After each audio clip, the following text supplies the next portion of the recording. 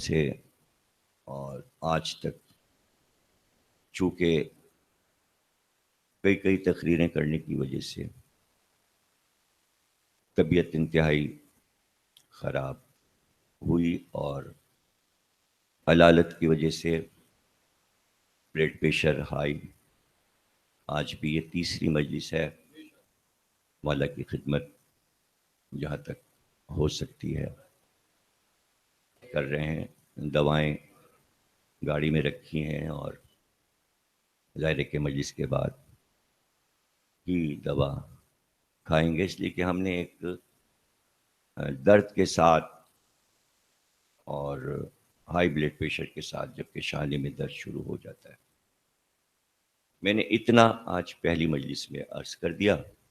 کل سے انشاءاللہ ہم اپنے موضوع پر آئیں گے.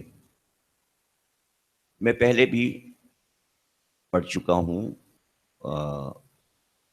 یہ بتا چکا ہوں. 17 سال ہو گئے اس اشرے کو پڑھتے ہوئے،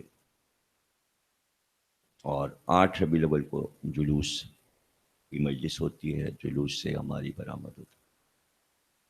اس کے بعد ہم اپنے والدہ کی برسی کی مجلس پڑھتے ہیں رضویہ کے امام باڑے میں.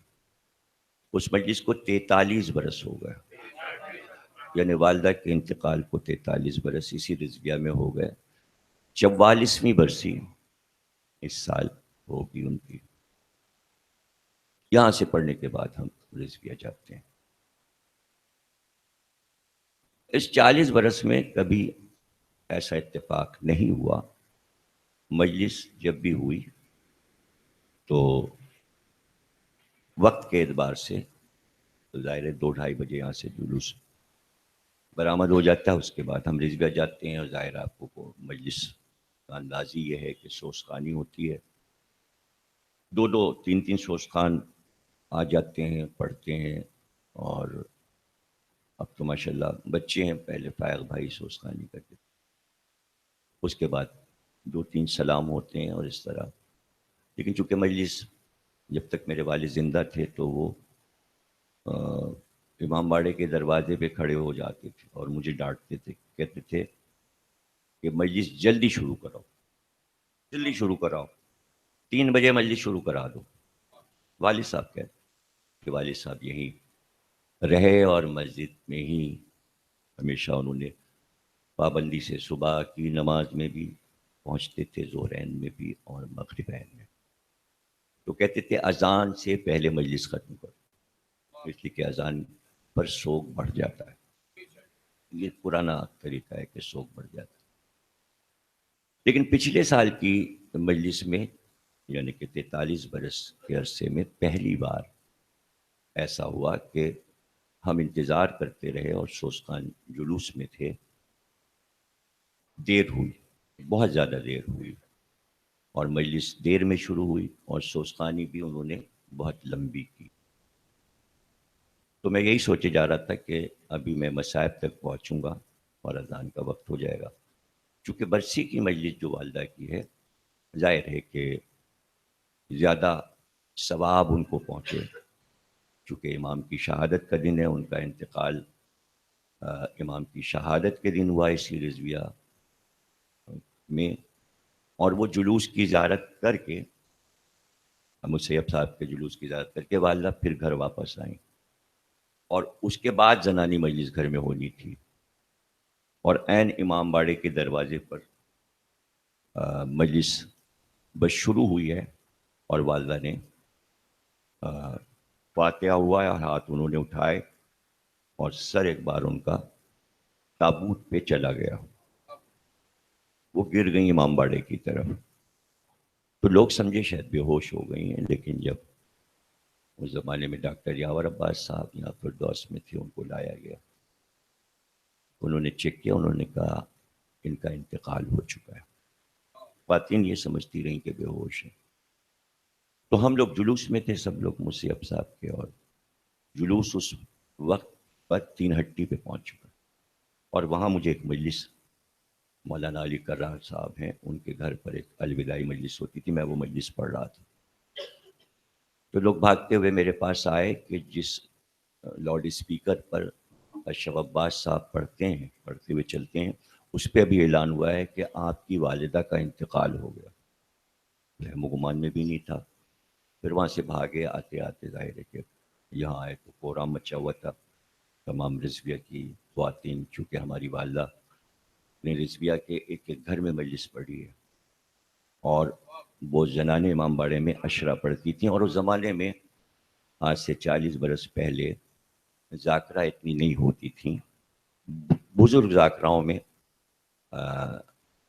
جو تھیں وہ سکینہ خانم اور حضرتی بیگم، یہ دو خواتین مجلس سے پڑھتی تھی بزرگ، اور اس میں میری والدہ کا بھی شمار تھا.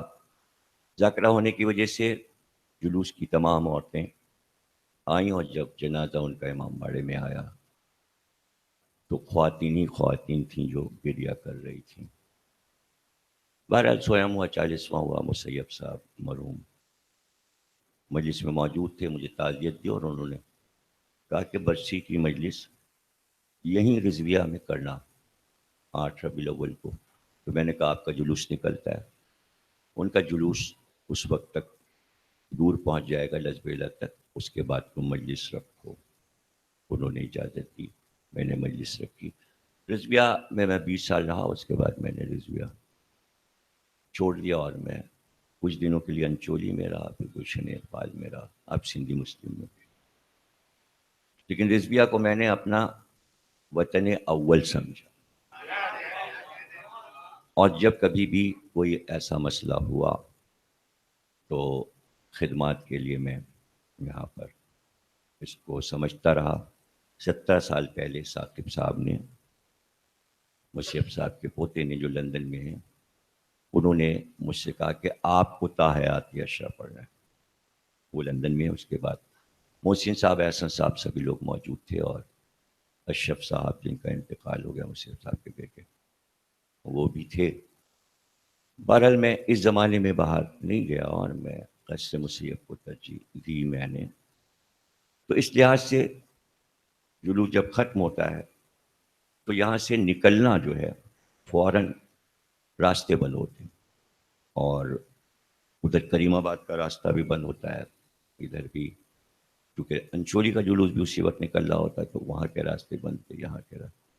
تو میں نے طے کیا کہ جب برسی کی مجلس یہیں کرنی ہے تو میں جہاں جہاں جاؤں وہاں کیوں لے جاؤں.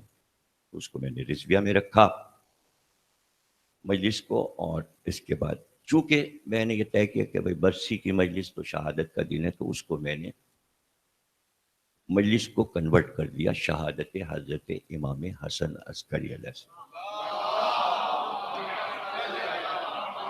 نیچے ایک چھوٹی سی سطر لکھ دیتا ہوں کہ سورہ فاتحہ آپ خطیب اہل بیت محسنہ بیگم کے لیے پڑھ لیجئے. مجلس یہ شہادت حضرت امام حسن عسکری علیہ السلام کی ہے، انہی کا تابوت برآمد ہوگا. ظاہر ہے آپ سمجھ سکتے ہیں، آپ نے ہزاروں مجلسیں کی ہیں کہ مجلس کی جو ترتیب ہوتی ہے، ذاکری ہوگی، سوسقانی، ذاکری، سلام، آخر میں ذل رضا صاحب عرصے سے الوداعی نوحہ پڑھتے ہیں. جب تابوت امام کا آتا ہے تو الوداع. پچھلے سال یہ اتفاق ہوا کہ چونکہ مجلس لیٹ ہو گئی تو اتنی دیر میں رضویہ کی مسجد میں اذان ہو گئی. ظاہر ہے اذان کے احترام میں ہمیشہ میں رکتا ہوں.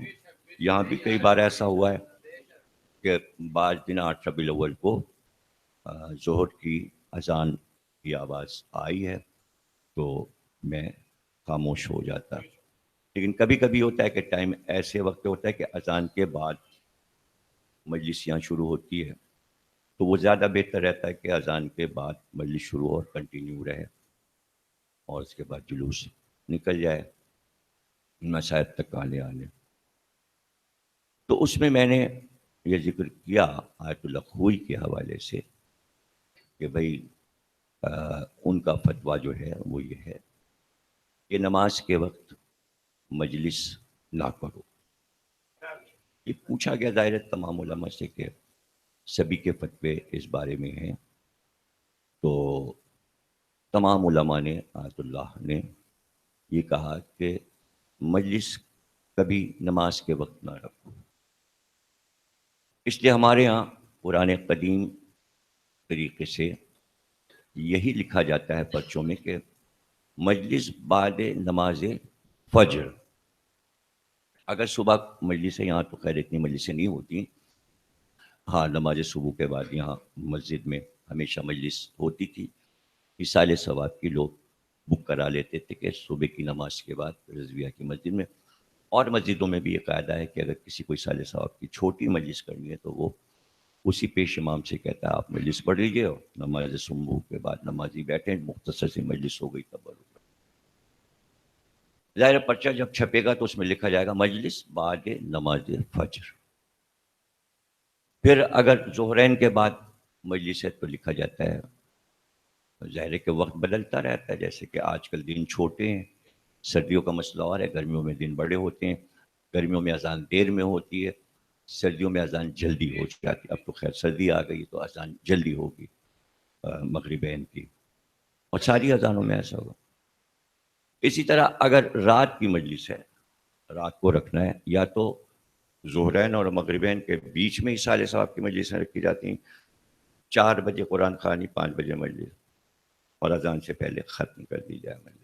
لیکن اتفاقات ایسے ہوئے ہیں کہ ذاکر دیر میں بیٹھا اور اذان ہو گئی تو اس وقت ذاکر رک جاتا ہے. ہر ذاکر نے اس کو اصول بنایا ہوا. شب بیداریوں میں بھی ایسا ہوتا ہے کہ بعض امام باڑے ایسے ہیں کہ جو مسجد سے ملے ہوئے ہیں, جیسے شہدائے کربلا میں شب بیداری ہوتی, سامنے مسجد ہے. اب انجمن ماتم کر رہی ہے کہ ایک دم نماز اذان کا وقت آ گیا, مؤذن نے اذان دے دی, سارے ماتمدار چپ کھڑے ہو گئے ایسے ہاتھ کر کے. جیسی اذان ختم ہوئی ماتم پھر انہوں نے شروع کر دیا. یہ پرانا طریقہ کراچی کا ہے. اور اس کے بعد الوداع پڑھ دیا اور شب بیداری صبح 5 بجے ختم ہو گئی. یہ سارے ہمارے آداب اور اصول بزرگوں کے بنائے ہوئے جو ہم کو ملے, تو ہم بھی اس پہ عمل کرتے ہیں, آپ لوگ بھی اس پہ عمل کرتے ہیں. تو اس کے بعد آیت اللہ فرماتے ہیں کہ لیکن اگر ایسا ہو کہ مجلس نماز سے پہلے شروع ہو گئی اور اذان ہو گئی تو اذان پہ وقفہ تو ہوگا, لیکن آپ مجلس سے نہ اٹھیے. اور اس میں دیکھیے, ہاں بیٹے,